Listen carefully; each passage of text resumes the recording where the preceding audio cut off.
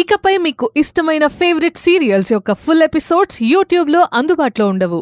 కేవలం సన్నెక్స్లో మాత్రమే ఫ్రీగా చూడొచ్చు.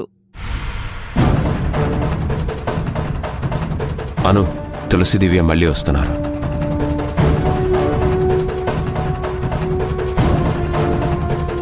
ఏంటమ్మా, రావాలా వద్దా అన్నట్టు వస్తున్నారు? క్షమించాను, ఆ రోజు నోటికొచ్చినట్టు అన్నాను. సారీ అను, నీ మంచితనం తెలుసుకోలేక అప్పుడు ఆవేశంలో ఏదేదో అనేసాం. అయినా నేనప్పుడు ఆ క్షణం వరకు పట్టించుకున్నాను, ఆ వెంటనే మర్చిపోయానమ్మా.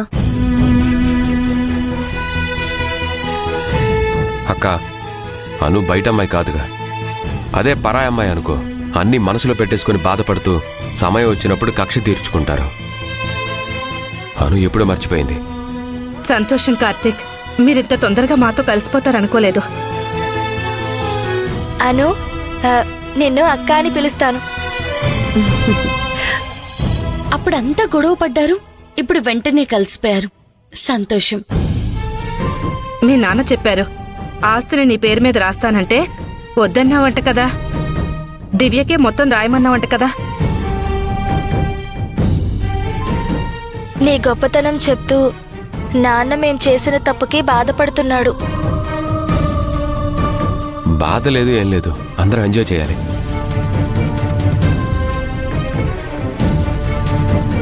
కలిసుంటే ఎంత సంతోషంగా ఉండొచ్చు. అమ్మా, మనం ఒకటి. మనం కొట్లాడుకుంటాం, పోట్లాడుకుంటాం, మళ్ళీ ఒక్కటవుతాం. అలా ఒక్కటి కాలేని వాళ్ళు, ఎప్పుడు ఏకాకిగా ఉండేవాళ్ళు ఎవరన్నా ఉంటే అది సుందరే.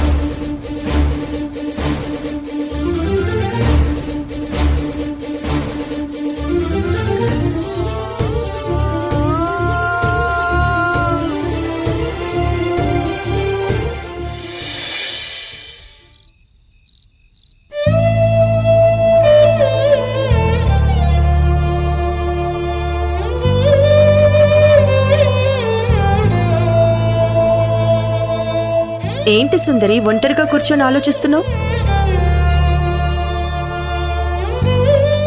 మేమంతా ఒకటయ్యాం చూసావా? నిన్న మొన్నటి వరకు మేమంటే అసహించుకునే తులసి, దివ్య ఈ అను దగ్గరకొచ్చి చేతులు పట్టుకొని గొడవలన్నీ మర్చిపోయి మనం ఒకటే అంటున్నారు.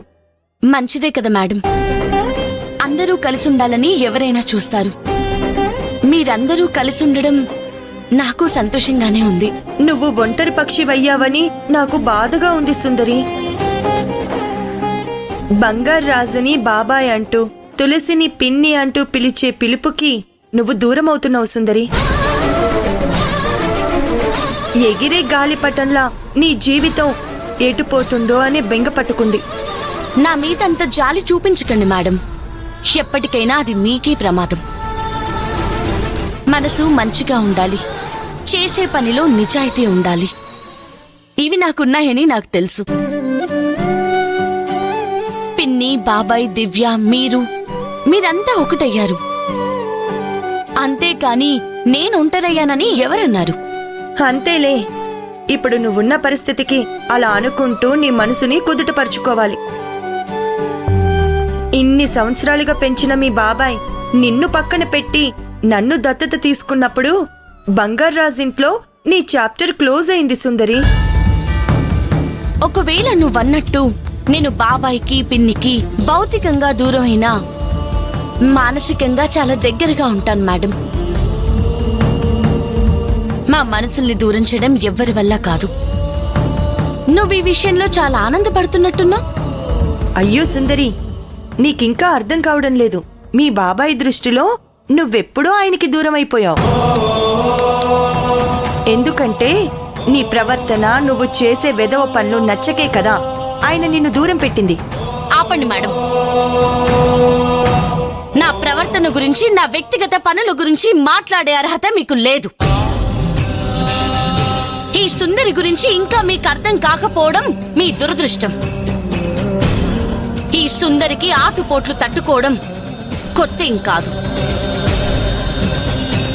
వాటితోనే ఆట ఆడుకోగలదు, అది తెలుసుకోండి. సునామీ లాంటి సుడిగుండంలో పడి ఉవ్వెత్తున పైకి లేచే కెరటం ఈ సుందరి.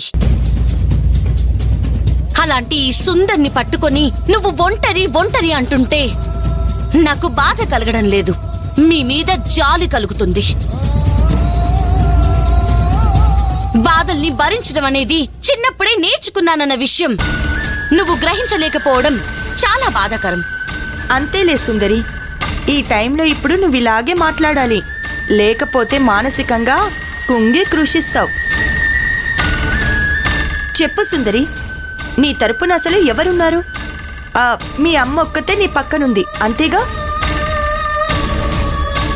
ఆవిడ్ని చూస్తే నీ కష్టాలను చూస్తూ ఇంకా ఆవిడ బ్రతికుండడం ఆమె దురదృష్టం అనిపిస్తోంది. నీ పక్కన ఎవరున్నారు? మీ అమ్మ ఒక్కతే అన్నావు కదా. మా అమ్మ నా పక్కనుంటే నాకన్నీ ఉన్నట్టే.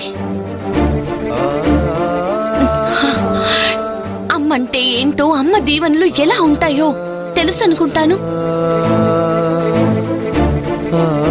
అయినా మరోమారు నీకు చెప్తున్నాను, ఇప్పుడు నీకు చక్కటి ఫ్యామిలీ ఏర్పడింది. మంచి ఉద్దేశంతో, మంచి ఆలోచనలతో నువ్వు బాబాయ్తో, తులసి పిన్నితో చక్కగా ఉండు. చీప్ ట్రిక్స్ ప్లే చేయకుండా సిన్సియర్ గా ఉండడం నేర్చుకో. అది నీకు కొంచెం కష్టమైనా ప్రాక్టీస్ చేయి. నువ్వు నా దగ్గరకొచ్చి సూటిపోటి మాటలతో నా మనసుని గాయం చేయాలని, నా మనోధైర్యాన్ని దెబ్బతీయాలని చూస్తున్నారు మేడం. చిన్నతనంలో బుక్స్ చదివాను, ఎదుగుతున్న కొద్దీ సమాజాన్ని చదివాను. సమాజాన్ని చదివిన నన్ను నువ్వు అర్థం చేసుకోవడం చాలా కష్టం. నేనిప్పుడు చాలా ఎత్తులో ఉన్నతంగా ఉన్నాను మేడం.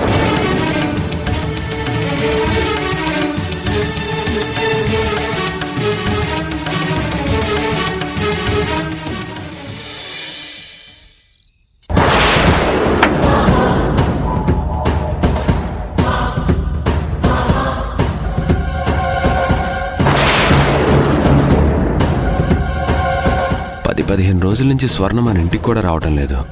అను నాతో స్వర్ణ వాళ్ళ నాన్నకు ఎవరికో బాలేక ఇంటికి వెళ్ళిందని చెప్పింది. వాళ్ళని చూస్తే అలా లేరే.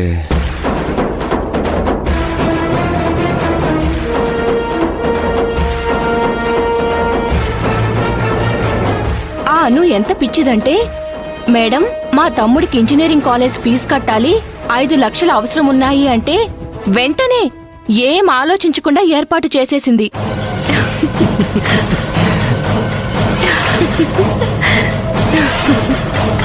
స్వర్ణ, ఇలాంటి కారణాలు చూపించి అమాయకురాలైన అను దగ్గర వీలైనప్పుడల్లా లక్షలు లక్షలు గుంచాలి. రవి, ఆ అను ప్రెగ్నెన్సీని మోస్తున్న సరోగసి మదర్ని నేనే అనుకుని తాను అనుకుంటోంది. మనం చూస్తేనేమో కడుపు లేదు, కాకరకాయ లేదు.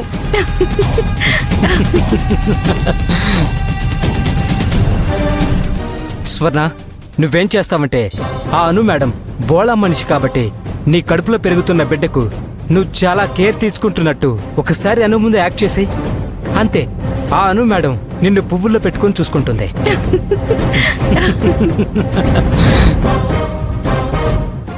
తమ్ముడు కాలేజ్ ఫీజు కోసం అంటేనే కదా 5 లక్షలు ఇచ్చింది. అను మేడంకు స్పెషల్ స్పెషల్ థ్యాంక్స్. ఆమె దయ వల్లే గోవా ట్రిప్ లో ఫుల్ జోష్గా ఎంజాయ్ చేశాం. ఇప్పుడు కూడా ఏదో ఒకటి చెప్పి జస్ట్ 5 days లో ఇంకో 5 lakhs అడుగు. అడుగుతాను రవి, ఈసారి వచ్చే డబ్బులతో నీకొక మంచి చైన్ చేపిస్తాను. చైన్ మందంగా ఉండాలి. సరే. రాయ్,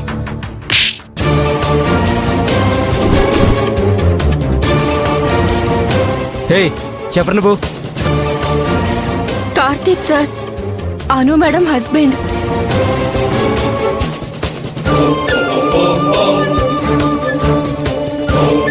రాయ్, కూర్చో కూర్చో కూర్చో.